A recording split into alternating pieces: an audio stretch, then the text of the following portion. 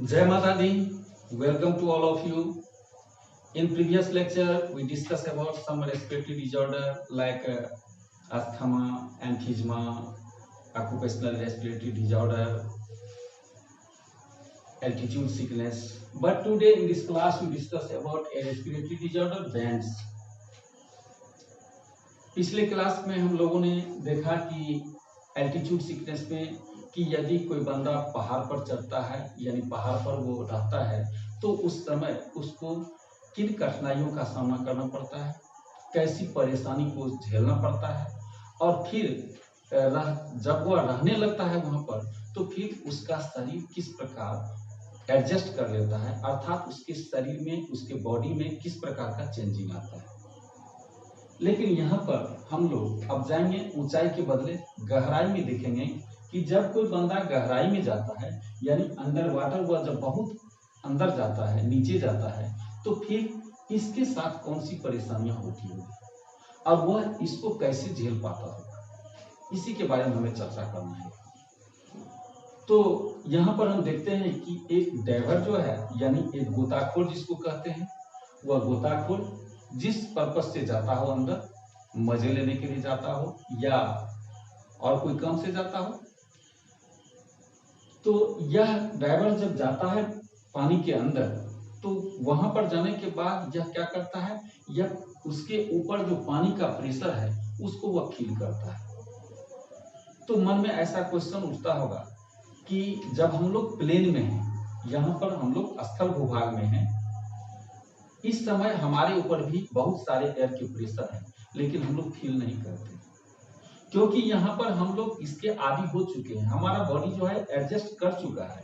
हमारे ऊपर भी इस प्लेन में भी एट सी लेवल आपको जानकारी होगी, एट सी लेवल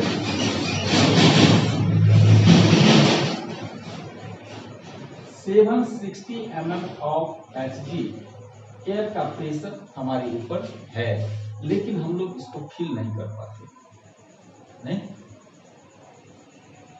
लेकिन यह बंदा जो है यह इस वाटर के अंदर में जा करके सरवाइव तो नहीं कर पा रहा है, वहां पर परमानेंटली तो नहीं रह रहा है, यह गया और जिस काम से गया हो फिर वह वहां से ऊपर चला आएगा, बाहर चला आएगा। तो जिस समय यह जाता है, इसका बॉडी तो एडजस्ट नहीं किया है, उस समय जब मान लिया जाए कि बंदा और नीचे आ गया, अब ये बंदा और जब नीचे आ गया तो इस समय इसके बॉडी पर जो वाटर का बहुत ज्यादा प्रेशर है, यह प्रेशर को फील करता है, तो इसे कौन सी कठिनाइयों का सामना करना पड़ता है, इसको जानने से पहले देख लीजिए कि यह बंदा जो है इसके पीठ पर क्या लगा हुआ है, इसके बैग में गैस सिलेंडर लिए हुए है सांस लेने के लिए, या इसमें जो एयर भरा हुआ है, तो इतना भी हम लोग को जानकारी है कि एयर में 78% क्या होता है, N2 यानी नाइट्रोजन होता है, 21% क्या होता है, ऑक्सीजन होता है O2, और सम अदर गैस भी होता है जो नेग्लिजिबल अमाउंट में होता है। तो ये 78% नाइट्रोजन, ऑक्सीजन, 21% यह सिलेंडर में भरी हुई है। केमिस्ट्री में हम लोग पढ़े होंगे कि केमिस्ट्री में गैस जो है वह वास्तव में इन नॉर्मल वह लिक्विड में डिजॉल्व नहीं होता है, लेकिन अंडर मोर प्रेशर यह गैस लिक्विड में डिजॉल्व होता है। Gas is dissolve in the liquid under more pressure. जैसे एग्जांपल के लिए आप कोका कोला कोल्ड ड्रिंक जो होता है या थम्स अप, इसमें देखते होंगे जब उसका ढक्कन को हम लोग ओपन करते हैं तो फस की आवाज आती है, फस, यानी उस कोका कोला या कोल्ड ड्रिंक जो भी हो, उस कोल्ड ड्रिंक को अंडर हायर प्रेशर पर उसको पैक किया जाता है, ठीक है, यानी उसमें गैस जो है उस लिक्विड में, कोल्ड ड्रिंक में डिजॉल्व किया जाता है, इसलिए जब खोलते हैं और जब उसका प्रेशर कमता है तो ऐसी आवाज आती है। जस्ट लाइक यहाँ पर भी यह N2 जो है यह ऑक्सीजन तो जाता ही है सांस के द्वारा, और इसके साथ यह N2 भी अधिक प्रेशर के कारण हमारे ब्लड में, ब्लड लिक्विड रूप में है, इस ब्लड में वो क्या होता है, डिजॉल्व हो जाता है, और ब्लड में जो डिजॉल्व होता है वो बबल्स के रूप में जब ब्लड में बबल्स के रूप में यह N2 डिजॉल्व होता है तो इसको ज्यादा एफिनिटी है किससे? फैट मोलिक्यूल से इससे ज्यादा दोस्ती है। यह फैट मोलिक्यूल में जाकर के बैठ जाता है। इतना तक तो ठीक है, लेकिन जब ये बंदा अपना वर्क करने के बाद या मान लीजिए मजे लेने के बाद जब यह ऊपर आना चाहता है, उस समय इसे परेशानियों का अनुभव होता है। जब यह ऊपर आने लगता है तो जैसे जैसे वाटर का प्रेशर जैसे ऊपर जाएगा, वाटर का प्रेशर क्या होगा? कमते जाएगा, डिक्रीज करेगा। जैसे जैसे वाटर का प्रेशर डिक्रीज करेगा, वह फैट मॉलिक्यूल में जो बैठा हुआ N2 है, वह N2 फिर बबल्स के रूप में किस में आएगा? ब्लड में। और ब्लड में यह बबल्स के रूप में जब आता है तो बड़े बड़े बबल्स के रूप में आते हैं और वह काफी पेनफुल होता है, काफी दर्दनाक होता है।